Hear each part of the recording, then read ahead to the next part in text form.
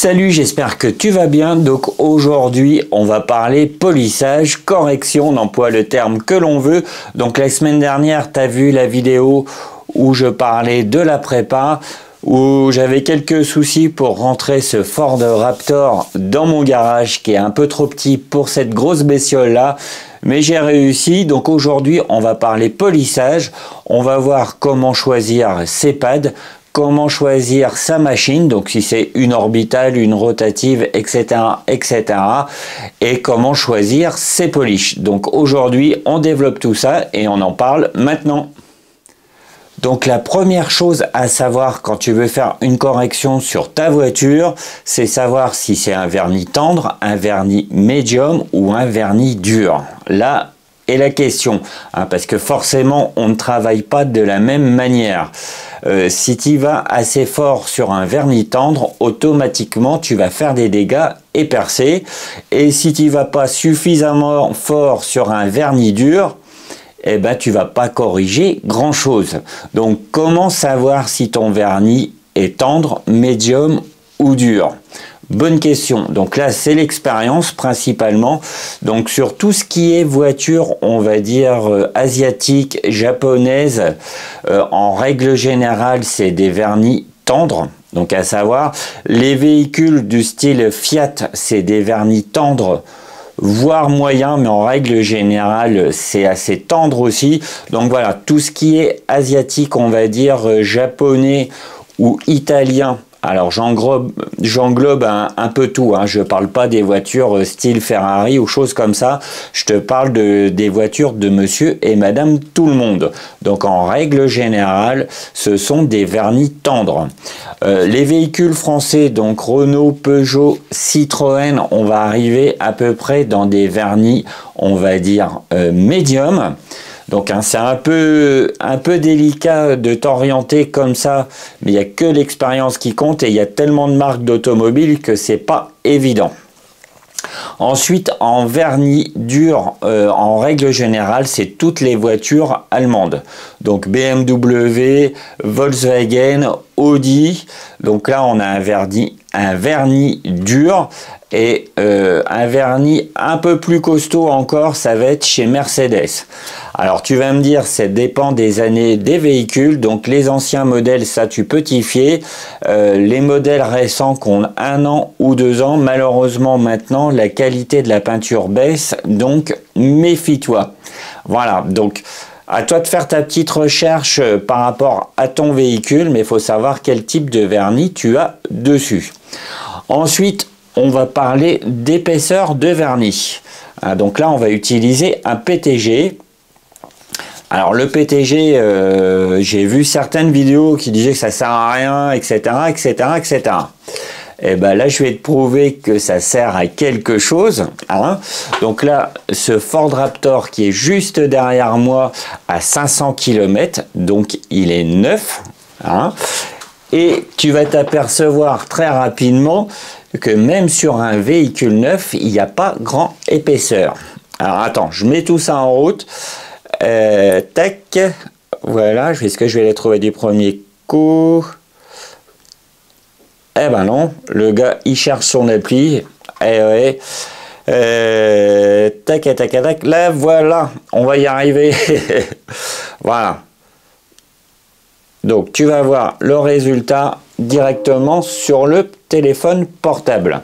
Donc, je le répète, Ford Raptor qui a 500 km, donc un véhicule neuf.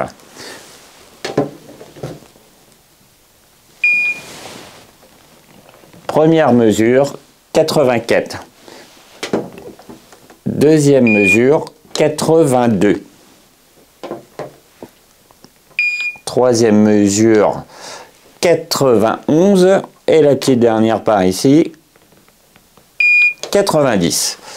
Donc voilà, tu regardes ici les résultats, donc extrêmement fin, on a 86, 91, 82, 90. Donc là, tu n'as pas beaucoup d'épaisseur, c'est même relativement fin, donc faut pas y aller comme un gros porc et puis enlever de la matière, parce que là, tu es à peu près sûr de percer. Donc sur ce véhicule-là, sur le Ford Raptor, si tu n'as pas de PTG, bah, tu ne sais pas combien il y a d'épaisseur et donc tu peux faire des boulettes. Hein. Donc dans la majorité des cas, dans la plupart des voitures, style les allemandes par exemple ou les françaises, eh bien tu vas trouver à peu près 130-140 microns.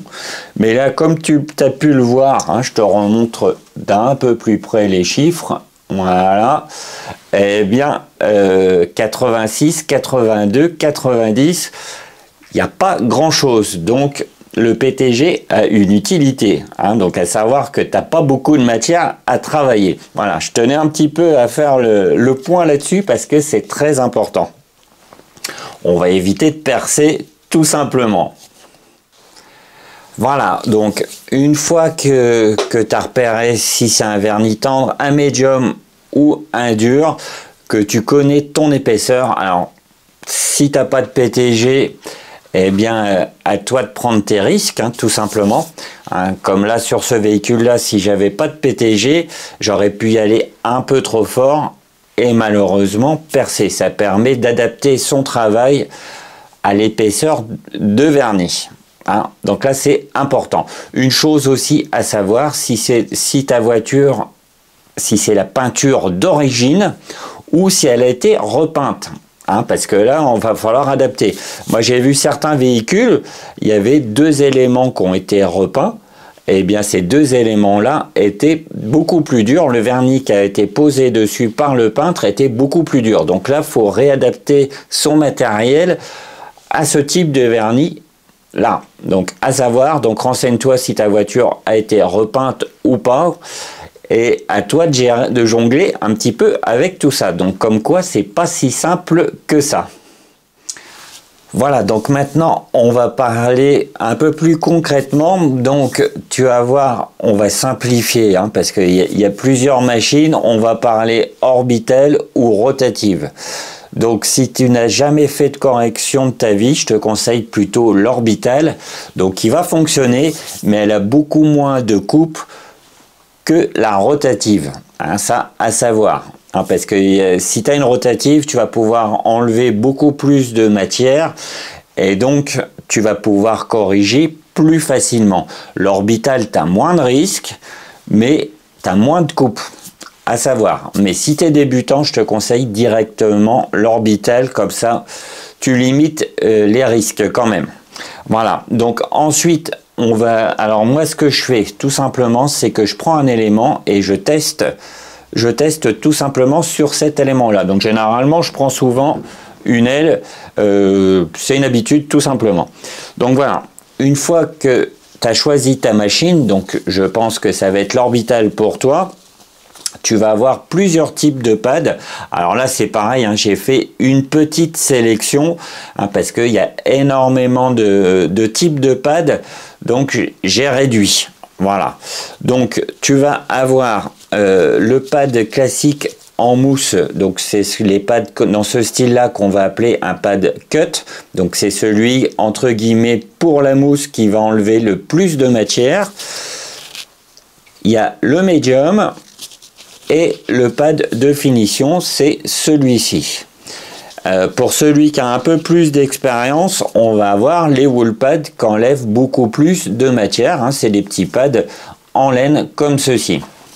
Voilà, mais en règle générale, pour toi qui est certainement un débutant, tu vas avoir ces 3 modèles, ces 3 types, on va dire, de pads à choisir.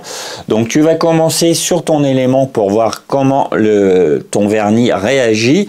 En règle générale, je te conseille de commencer par le médium. Hein. Voir comment ça travaille, tu fais ta passe croisée et tu regardes si ça corrige plus ou moins rapidement. Voilà, tout simplement. Comme ça, ça te permet aussi de juger si ton vernis est tendre, médium ou dur. Ça, c'est une deuxième petite sécurité. Ensuite, si tu vois que ça se corrige difficilement, tu passes au cran en dessus. Tout simplement. Voilà, commence pas directement par le cut. Hein, c'est des petites sécurités. Tu te fais un petit carré et tu vois comment réagit ton vernis par rapport à la correction. Une fois que tu as déterminé quel pad choisir, tu as aussi le souci des polishes. Donc je vais en prendre un au hasard parce que je ne vais pas toutes te les montrer. Moi personnellement j'utilise les 3D. Très bon polish, donc pareil, tu as le cut, le medium ou le polish de finition. Voilà, donc bien sûr on prend le polish adapté au pad. Alors bien sûr tu peux aussi pour un vernis, tu peux essayer aussi un pad medium avec un polish de cut. Quelquefois ça marche mieux sur certains vernis. Donc à toi de faire tes petits tests sur ton morceau choisi. Et une fois que tu vois que ça marche bien, tu as ton combo pour pouvoir travailler sur tout le reste de la voiture. Alors t'en profites aussi pour choisir la bonne vitesse. Donc on va en reparler tout à l'heure directement sur le capot de ce Ford Raptor. Voilà, donc un dernier conseil aussi que je peux te donner, c'est d'aller discuter avec le patron d'un site, donc d'un vendeur de produits. En règle générale, ils ont des grandes connaissances sur leurs produits, sur leurs machines. Si tu n'en as pas, je te conseille plutôt d'acheter sur un site internet connu. Je ne vais pas te donner les marques parce que je ne suis pas là pour leur faire de la pub. Je suis juste là pour te conseiller. Donc le plus simple, c'est de les contacter sur Facebook et de dire j'ai telle voiture, qu'est-ce que vous me conseillez comme polish, comme pad, etc. etc. Ça va faire encore une sécurité supplémentaire, surtout pour les débutants. Je sais qu'au début, on n'est pas trop brave, on a un peu peur de faire des bêtises, et je le comprends parce que le polissage ou la correction, c'est très loin d'être simple. Bien qu'il y a certaines vidéos, je ne vais pas les citer parce que je ne suis pas là pour repartir dans des petites guerres à 2 balles, mais sur certaines vidéos que j'ai vues sur YouTube, on dit c'est facile, on fait ça à l'arrache, etc., etc. Non, c'est très loin d'être simple. Voilà. Donc maintenant, je vais te montrer l'état du véhicule. Alors, je vais te montrer le véhicule sans éclairage adapté et le véhicule avec éclairage adapté. Et comme tu vas voir, il y a des petites surprises, parce que dans certaines vidéos, ils filment tout simplement avec l'éclairage de leur garage et on voit pas grand chose. Et malheureusement, quand tu prends une lampe de vérification, donc moi personnellement j'utilise des scan grip, et bien c'est là que tu vois les dégâts. Donc on dit voilà, on fait une passe vite fait et puis le résultat est fantastique. Sans lampe de vérification, eh bien tu ne vois pas grand chose. Donc tu vas t'apercevoir que sans lampe de vérification, c'est très joli, il n'y a pas de souci, mais avec une lampe de vérification, ça pique.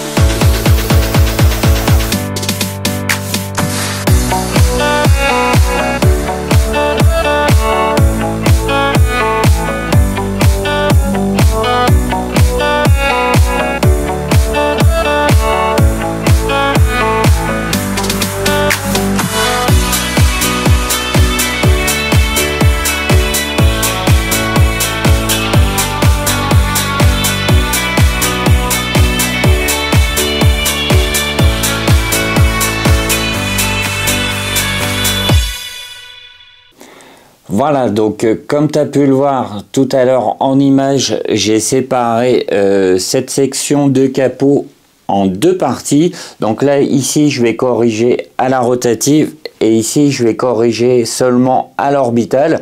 Donc je vais faire une passe de chaque devant toi directement et après on va voir le résultat du rendu. Est-ce que ça a enlevé plus de matière d'un côté que de l'autre? Donc là je vais faire attention, comme je l'ai montré tout à l'heure, j'ai très peu d'épaisseur sur ce véhicule, donc le vernis est vraiment très fin et relativement fragile, donc il faut que j'y aille mollo. Donc je vais adapter ma façon de travailler pour ce type de vernis. Parce que on ne peut pas travailler de la même façon sur tous les véhicules, c'est pas possible. Donc quand on dit que la correction est simple, c'est pas si simple que ça.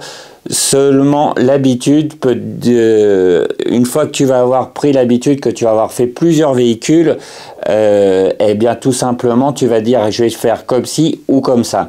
Si tu ne l'as jamais fait, c'est déjà un poil plus compliqué, d'où l'utilité de l'orbital, c'est celle où tu vas avoir le moins de risques. Donc je vais attraper mes machines, je vais faire une passe ici, donc à la rotative, et ici à l'orbital, et après on regarde le résultat.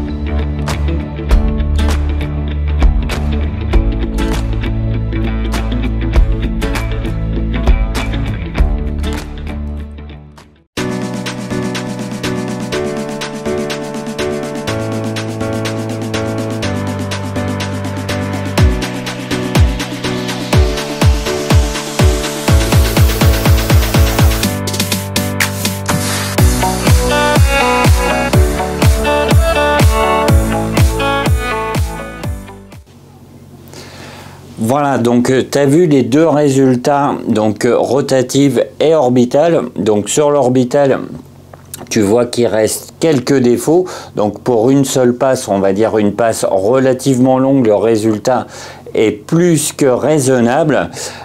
Du côté rotative, donc là, le résultat est beaucoup plus flagrant, beaucoup moins de défauts restants, avec une passe beaucoup plus rapide. Alors bon, je ne sais pas si tu as vu à l'image, mais automatiquement quand tu utilises un pad cut et du polish cut, tu provoques aussi des défauts qui sont très légers, hein, que tu rattrapes derrière avec le polish de finition. C'est ce qui apporte la brillance, la profondeur, etc., etc. Mais comme tu peux le voir, dans un cas comme dans l'autre, tu peux avoir un résultat en une seule passe. Bon, bien sûr, c'est très loin d'être fini. Faut enlever tout ce qui est micro-rayures, tout ce qui est défaut et apporter de la brillance, etc., etc. Mais ça permet de te donner un ordre d'idée. Donc, l'orbital, il va rester quelques défauts, donc ce qui va t'obliger à faire un nombre de passes plus important, et la rotative va te permettre de corriger un maximum de défauts relativement vite. Donc beaucoup moins de travail derrière, beaucoup moins de passes. Mais comme je t'ai dit tout à l'heure, l'orbital, ça va être plus à conseiller à une personne débutante. Donc ça va te donner un peu plus de travail, mais tu as beaucoup moins de risques. Et la rotative, on va dire, c'est plutôt fait, pour une personne avertie qui a déjà travaillé sur des véhicules à l'orbital, etc., etc. Donc voilà, deux résultats. Maintenant, je vais te montrer un résultat final sur l'autre côté du véhicule pour te donner un ordre d'idée de ce qu'on peut apporter après une bonne correction. Donc sur l'autre côté, j'ai passé donc la rotative, puis l'orbital dessus. Voilà. Et j'ai fait aussi une passe donc cut finition, et j'ai fait aussi une passe d'ultra finition, pour avoir un résultat le mieux possible avec ce type de vernis là qui est pas folichon. Donc je te montre ça en image.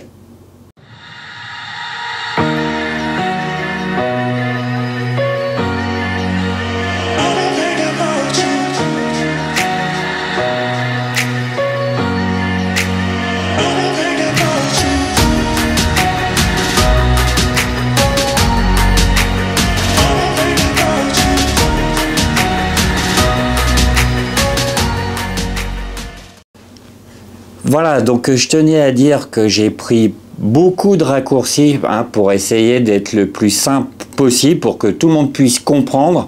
Donc voilà, j'espère que j'ai un peu dégrossi le sujet en étant le plus simple possible. Alors après, je pourrais rentrer un peu plus en profondeur dans des termes un peu plus techniques, des façons de faire un peu plus techniques, mais je pense que tout le monde ne va pas comprendre, donc je le précise, j'ai simplifié au maximum pour que tu puisses te donner un ordre d'idée, comment faire, comment procéder. C'est pas simple, je peux le dire, parce qu'on galère tous sur les voitures, même si on a l'habitude, quelquefois on galère grave, donc c'est pas si simple. Donc j'espère que cette vidéo t'a plu, a pu t'éclairer sur certains points. Et bien je te dis à bientôt pour une prochaine vidéo. Allez, salut!